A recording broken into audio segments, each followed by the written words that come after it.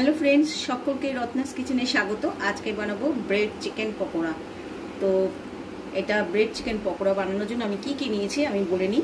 আমি নিয়েছি এখানে আদা রসুন পেস্ট, নিয়েছি গোলমরিচ, নিয়েছি নুন, নিয়েছি গরম মশলা, নিয়েছি চিলি ফ্লেক্স, নিয়েছি লেবু আর নিয়েছি চিকেনের টুকরো, নিয়েছি গার্লিক চিলি সস, ব্রেড নিয়েছি আর নিয়েছি ব্রেড ক্রাম্ব আর নিয়েছি ময়দা গুলিয়ে নিয়েছি।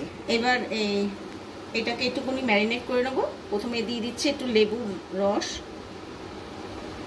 এটা যদি না থাকে, লেবু যদি না থাকে অবশ্যই কিন্তু তাহলে ভিনিগার দেওয়া যেতে পারে, তবে ভিনিগারটা অ্যাভয়েড করতে আমার বেশি ভালো লাগে। তো এবার সব কিছু মশলা মিশিয়ে এটা সুন্দর করে মেখে নেব। গার্লিক চিলি সস কিন্তু এখানে কিন্তু দিতেই হবে, আমার পছন্দ এটা, তাই আমি এটা দিয়ে থাকি। আপনারা যদি না থাকে তাহলে স্কিপ করতে পারেন। ভালো করে আমি এটা মেখে নিলাম। এটা ম্যারিনেট করা হয়ে গেছে সব কিছু দিয়ে। নুন কিন্তু আমি বেশি দেইনি, এখানে চাইলে চিজ একটু দিতে পারেন, তবে আমি চিজ দিইনি। এবার ব্রেডটাকে একটা জলের মধ্যে চুবিয়ে নেব। ব্রেডটাকে চুবিয়ে নেব, নিয়ে জলটাকে সোক করে ফেলে দেবো। জলটাকে ফেলে দিয়েছি। এবার চিকেনের এই এক একটা টুকরো যদি বেশি থাকে তো দুটোও দেওয়া যেতে পারে, সেটা যার যার পছন্দ। তো আমি আরেকটুখানি দিচ্ছি। এবার হাতের সাহায্যে এটাকে একটু গোলা করে নেব। চিকেনটা ভরে এইভাবে গোল মতন করে নিয়েছি। এবার রেখে দেবো, বাকিগুলো আমি সব করে নেব। এবার এই বলগুলোকে এর মধ্যে একটুখানি চুবিয়ে নেব,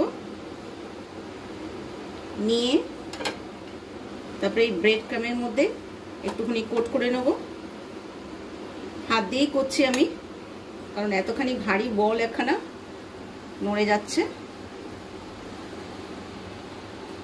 কোট করে নিয়েছি। এবার রেখে দেবো, আর বাকিগুলো আমি করে নেব। রেডি হয়ে গেছে। এগুলো আমি নর্মাল ফ্রিজে 10 থেকে 15 মিনিট রেখে দেবো, তারপরে এটাকে ফ্রাই করব। তেল মোটামুটি হয়ে গেছে, আমি একটা করে বল এর মধ্যে ছেড়ে দিচ্ছি। মোটামুটি হয়েছে, খুব বেশি কিন্তু জোরে করলে একদম কিন্তু পুড়ে যাবে ওপর থেকে। আর এটা 10 মিনিট ফ্রিজে রেখে দিয়েছিলাম, 10 মিনিট পর এটাকে বার করে নিয়েছি, তাহলে একদম সেট হয়ে যাবে।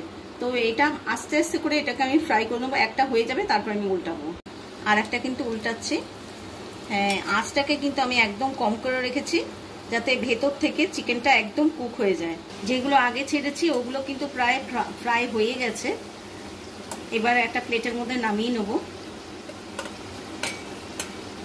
দেখতে কিন্তু ভীষণ সুন্দর হয়েছে, ওপরটা ভীষণ ক্রিস্পি হয়েছে। আশা করি এই রেসিপি আপনাদের ভালো লেগেছে। যদি ভালো লেগে থাকে তাহলে বন্ধু বান্ধবদের সঙ্গে শেয়ার করবেন আর একটা লাইক দিয়ে দেবেন। আর যারা সাবস্ক্রাইব করছেন না, সাবস্ক্রাইব করে আমার পাশে থাকবেন। ভালো থাকবেন, সুস্থ থাকবেন। নমস্কার।